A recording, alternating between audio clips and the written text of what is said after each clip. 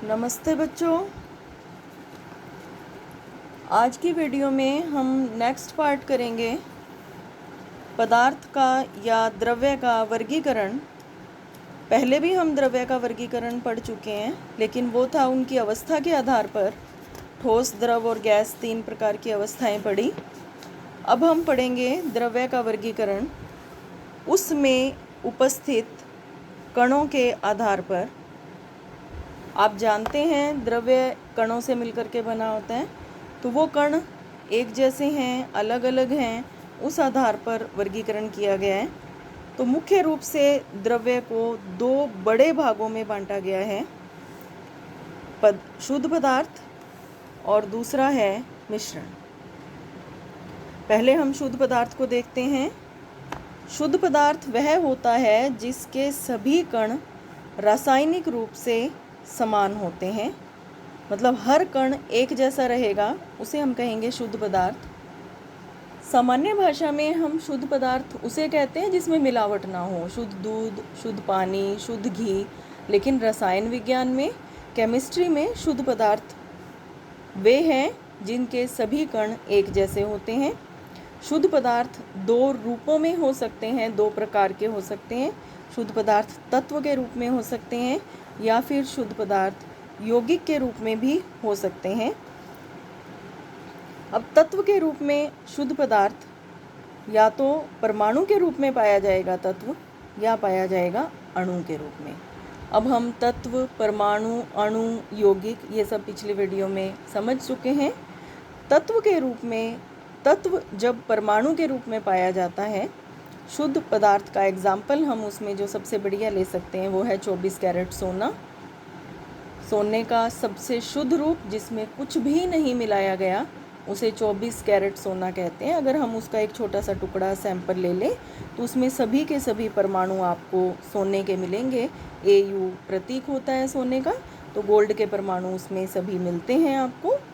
वो उसका शुद्ध पदार्थ का तत्व के रूप में एग्जाम्पल है। तत्व जब परमाणु के रूप में पाया जाता है, और तत्व जब अणु के रूप में पाया जाता है उसका एग्जाम्पल हम लेते हैं ऑक्सीजन गैस। हॉस्पिटल्स में ऑक्सीजन गैस पेशेंट्स को लगाई जाती है। अगर हम उसका सैंपल लें तो उसमें प्रत्येक कण 2 ऑक्सीजन परमाणुओं से मिलकर बना हुआ होता है। हम उसे ऑक्सीजन अणु कहते हैं। और वह ऑक्सीजन अणु, हर कण क्योंकि ऑक्सीजन अणु ही होगा, उसके अलावा और कुछ भी नहीं होगा, तो वह शुद्ध पदार्थ है। अब क्योंकि वो एक ही तत्व के अणु हैं, तब हम उसे तत्व का प्रकार कह देते हैं, लेकिन वो अणु के रूप में परमाणुओं से मिलकर बना हुआ। यौगिक, यौगिक में एग्जाम्पल हम लेते हैं आसुत जल। यौगिक की परिभाषा याद करें, ध्यान करें इसको। जब 2 या 2 से अधिक तत्वों के परमाणु निश्चित मात्रा में आपस में जुड़ जाते हैं, संयोग कर लेते हैं, योग कर लेते हैं, तब उसे यौगिक कहते हैं। यौगिक का एग्जाम्पल देखते हैं शुद्ध रूप में, शुद्ध पदार्थ के रूप में। वो है आसुत जल। हॉस्पिटल्स में काम में लाया जाता है, दवाइयाँ बनाने के लिए उपयोगी है, प्रयोगशाला में काम में लाया जाता है। अगर उसका हम एक सैंपल ले लें तो उसमें बहुत सारे अणु जल के मिलेंगे, वो सभी H2O होंगे। H2O मतलब प्रत्येक अणु एक ऑक्सीजन परमाणु और 2 हाइड्रोजन परमाणुओं से मिलकर बना है।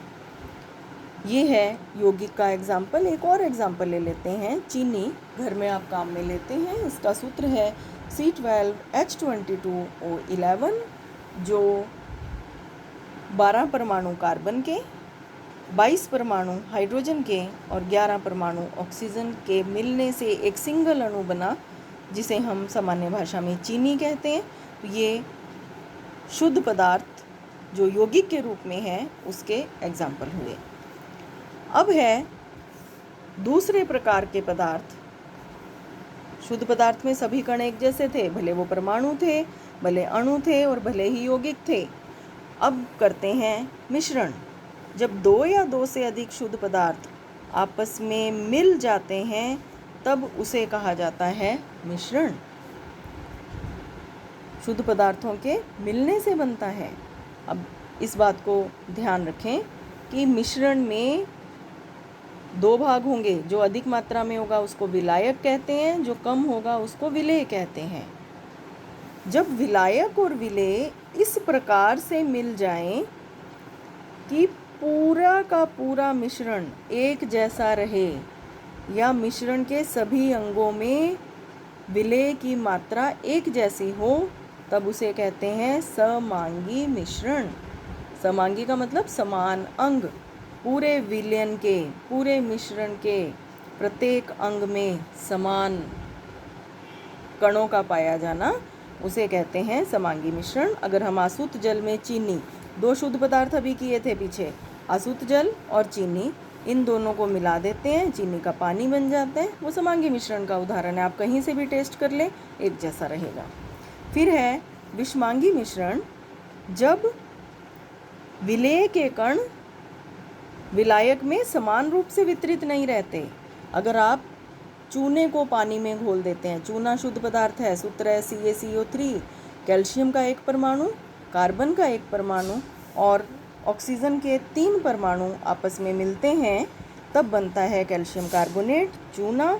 इनको मिलाने से बना चूने का पानी ये नीचे बैठ जाता है और प्रत्येक भाग में समान नहीं होता, इसे कहते हैं विषमांगी मिश्रण।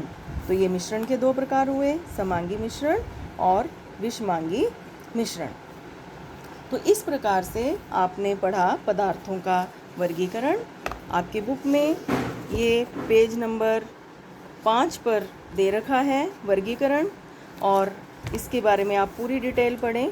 जो ये पिछली वीडियो हमने की थी तत्व, यौगिक, परमाणु, अणु, उनके बारे में और पदार्थों के वर्गीकरण के बारे में आपको जो बातें समझाई, वही बातें यहाँ पर आपको इन दोनों पेज पर बताई गई हैं। आप इन दोनों पेज को रीड करें, इनको समझें, जिससे आपको जो बातें आपने समझी हैं वो आपको और अच्छी तरह से क्लियर हो जाएंगी। इसके बाद एक और छोटा सा टॉपिक है हमारे सामने, वो है भौतिक और रासायनिक गुण। भौतिक गुण वे गुण हैं जिनको समझने के लिए हमें विशेष प्रयोग नहीं करने पड़ते, कोई विशेष क्रियाएं नहीं करवानी पड़ती, उन्हें भौतिक गुण कहा जाता है। भौतिक गुण हमें साधारणतः देखकर, सूंघकर या हल्का गर्म कर, उबाल कर पता लगाए जा सकते हैं। उसके लिए हमें अम्ल से, क्षार से, ऑक्सीजन से क्रियाएं नहीं करवानी पड़ती, उन्हें भौतिक गुण कहा जाता है। और भौतिक गुणों को मापने और देखने के लिए, उनको मापन के लिए हमें विशेष विधियां करनी होती हैं, जो हम नेक्स्ट वीडियो में समझेंगे। तो भौतिक गुणों का मापन, उसके लिए आप नेक्स्ट वीडियो देखना, और अभी आप इस वीडियो में जो आपने पढ़ा उसको अच्छे से रिवाइज़ करें और उसको समझें। धन्यवाद।